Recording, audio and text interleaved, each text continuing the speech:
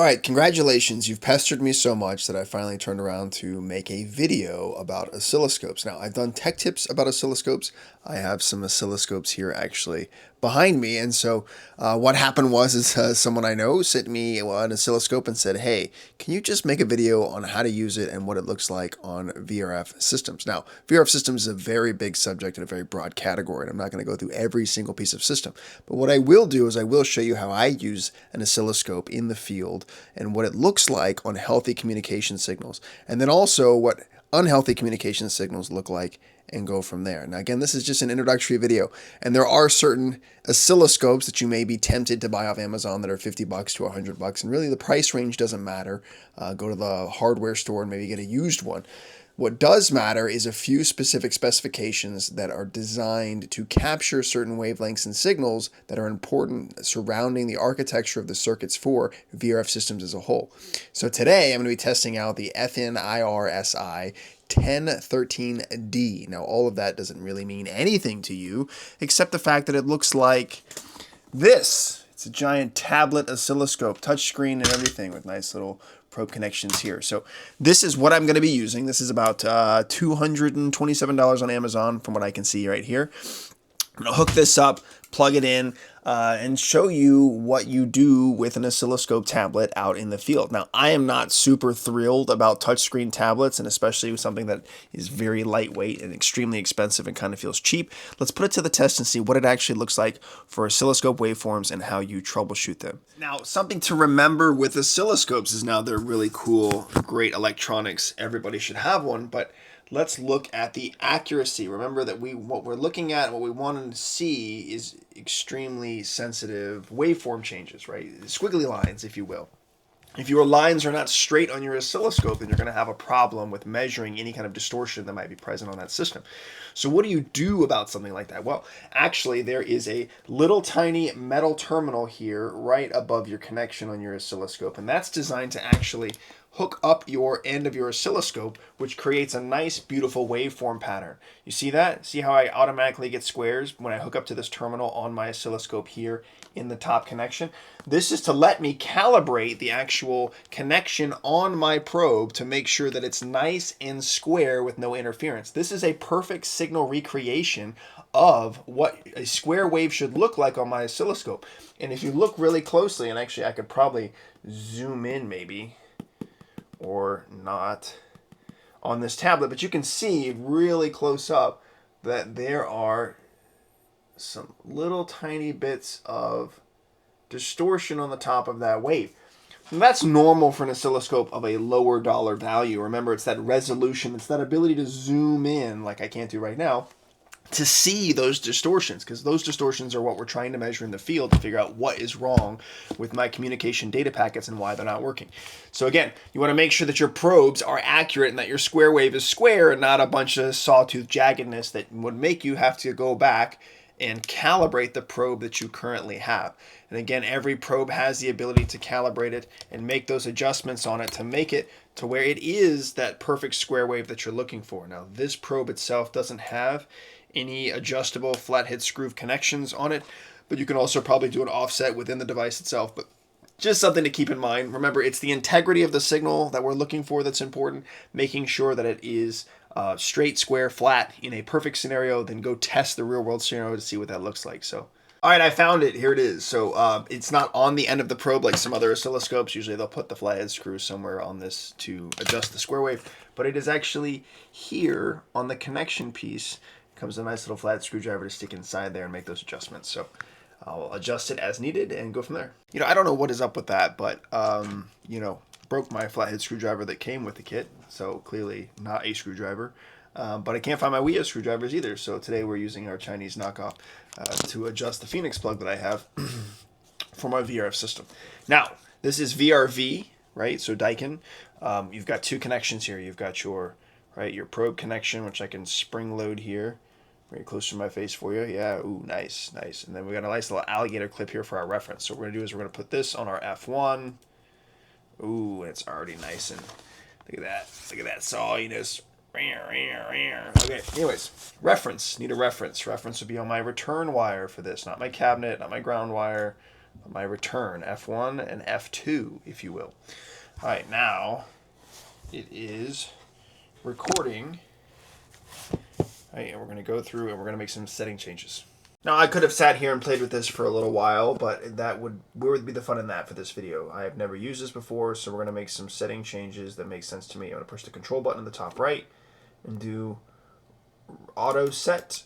It's going to do a lot of clicking. It's going to look at what's connected to the channel and see what we can find in regards to signals on this wire. And it is setting it to 5-volt division, which is correct. Ooh, we're getting some waves. So believe it or not, there's actually a document published by Daikin that tells you what settings you should set your channels to. So let's cover that now. All right, so the settings that we're looking for on this document that I can share with you, which is back here on my back screen, is saying that we should have anywhere from 50 US to 100 US, which is the seconds that we're measuring. What you're seeing live here on the screen is actually F1, F2, D3 net, Daikin VRF communication data packets on the screen. Now, what we want to do now is we want to save and actually run this, right? So it's running right now, looking for any kind of triggerers or any kind of things that might trip on the actual system. It won't display the waveform until it actually trips or triggers. Now remember, these are data packets that are being sent on the system itself.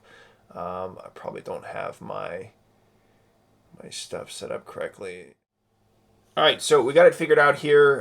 Different change settings. So in the top hand corner here, we want it set for 5 volts, which is actually that 10x setting. If I change it to 1x, you'll see it goes to 500 millivolts all the way to 50 volts. This just tells you the size of your squares that you see here on the screen. We're looking for one size square up and down plus or minus 5 volts. The other thing is the time. So I didn't find an exact time setting. You'll see it's set to 500 US. It should be set to 200. Anywhere from 50 US to 200 US. The further down I go, the bigger and wider the squares will get so that I can see them more on my screen. If I go down to 50 US, you'll see that they're nice and square in their little patterns there. And again, this is that time where you have to be quick with catching these. There is a move fast and a move slow button. I haven't seen any changes, and I obviously have not read the manual for this.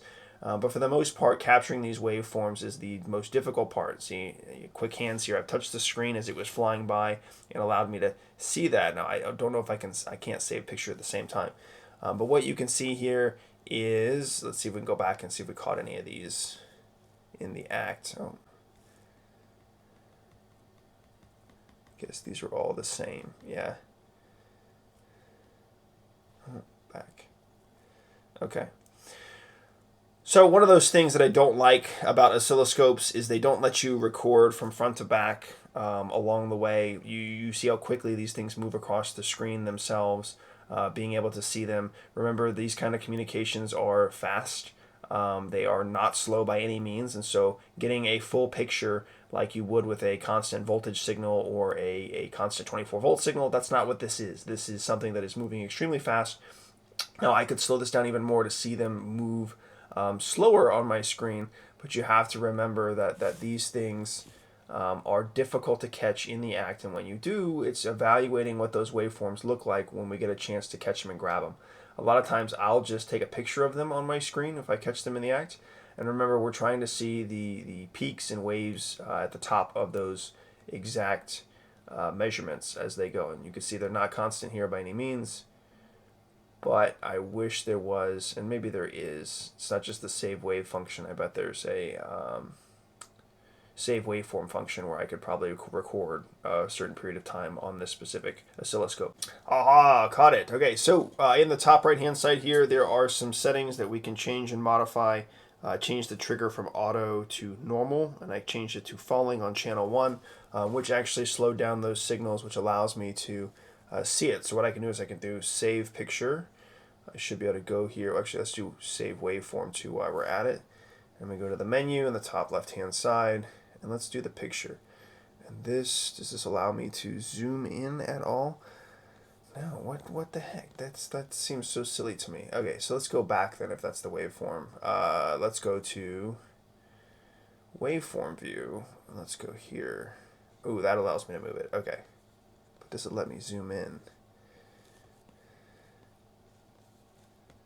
Oh yeah, okay. Oh, too much. All right, so left-hand side zooms out, right-hand side click, right? Zoom out, zoom in, zoom out, zoom in. So zooming in after capturing the waveform, look at that. We can zoom left and right. This is a square wave that I'm just changing the time divisions on, which is really cool. If we actually go back and look at the waveform that we captured, this is what it looks like on the oscilloscope. We can zoom in some more. And you can see here, I'm not sure where this signal originated from, if it's an indoor unit or it's an outdoor unit to the centralized controller that I have on my ITM. You can see a little bit of those bumps and creases. Remember, the cheaper the oscilloscope, the harder it is to see these little tiny bumps here at the bottom that you can see.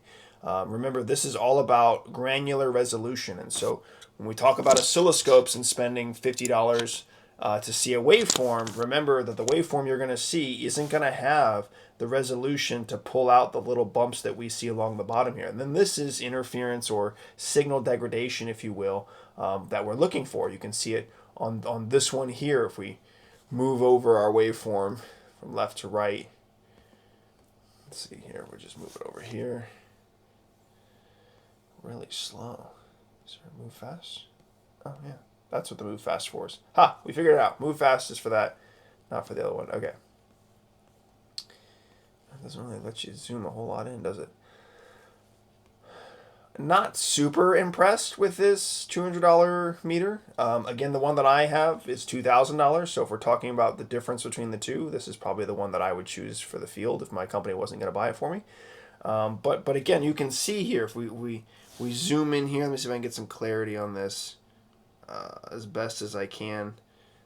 You can see just the little tiny bumps and cracks. So what are we talking about here? Why do we need to know about what these squiggly lines and waves look like on our oscilloscope? If we go back, I can run this again and see what else we capture while we're talking about this.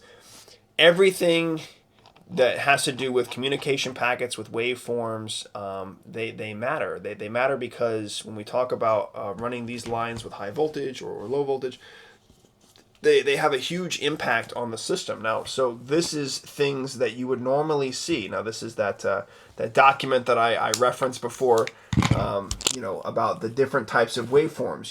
There's this here, which we'll see is ringing, right? And this ringing that you see on this particular application, all of these things mean something on this side here, right? Round pulses, right? So my signal waves aren't square anymore. They're actually really jagged and sawtooth. If we come down here, right, noise, which is what we saw on mine. Now, it's not extremely bad like this picture shows here on the waveform, but it's equally as kind of terrifying. And then faulty waveforms, they're just not square at all. They're inconsistent. They're all over the place. These are the 4 types of degradation that we see with oscilloscopes as a whole. This is something that has a bigger problem on the system. This is where you get your lost data packets. This is where you get your problems. Now, causes, right? Let's talk about those causes. What causes things like round pulse? Well, round pulse problems usually too long of wiring length, too many units connected, right? Or branch wiring. Branch wiring being like star communication, where one wire goes out to a bunch of other systems from one connection or one terminal block.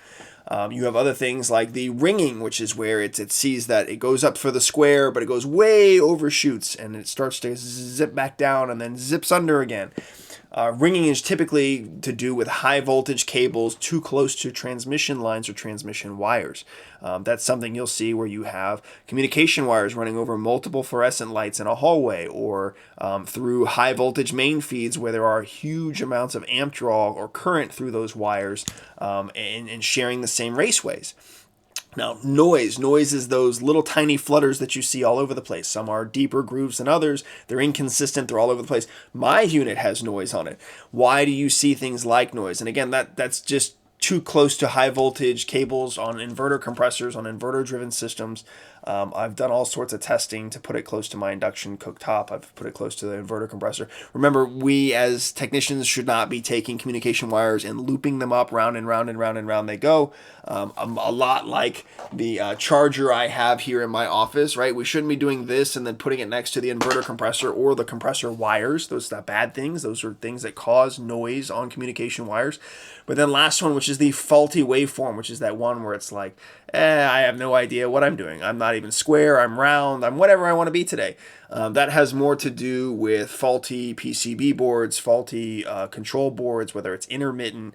Remember that what you saw on that oscilloscope with the waveforms that are going back and forth, those are data packets being sent and added to the line, not only from indoor units, but from controllers, centralized controllers, ITMs, plus adapters, whatever might be on that communication circuit that's requesting information and also sending command signals can be adding to those waveforms that we see on the oscilloscope itself. And so if we're looking at or investigating communication issues, maybe there's one indoor unit that it has a faulty PCB board that the waveform it is sending is corrupt, or it doesn't make any sense, or it looks like garbage. And if that's the case, then the board has to be replaced on that indoor unit. Now, that's a whole other troubleshooting segment and video to talk about where to find that unit and how to find that unit in a communication circuit. But this is oscilloscopes at its core. So I'm going to toss those settings up on the video here along the way so you guys can see them. It's not just me talking to you.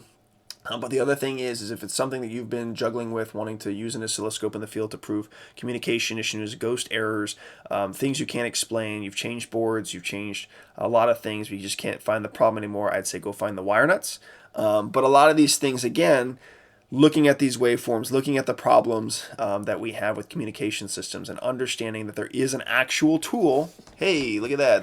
There's a tool to figure these things out. Now, do you need this? You don't need this to be a service technician to find out problems. Does it help get to the root cause of the problem faster? Yes, it does. Does it make you a better technician in diagnostics? Yes, it does. Are these things that we've been teaching about, learning about for a very long time that have gotten lost along the way? Yes, also yes. Oscilloscopes are that meter that allows you to travel in time, to slow things down, to see things that you won't catch on a multimeter. Last time I checked, your multimeter can't check in milliseconds for voltage changes like an oscilloscope can. It's getting a picture of that waveform, looking at that waveform under a magnifying glass with the right resolution, which again, for me, that's 100 M bandwidth, right? That anything lower than that, you're going to have problems seeing the resolution that you need. I am not an oscilloscope wizard. I am not a laboratory scientist. I don't have any degrees in electronics, or even will stand to say here that I know anything about those things. But I've taught myself everything I need to know about oscilloscopes to use them in the field. And if you have corrections to this video, I'd love to hear it. I always love learning new things.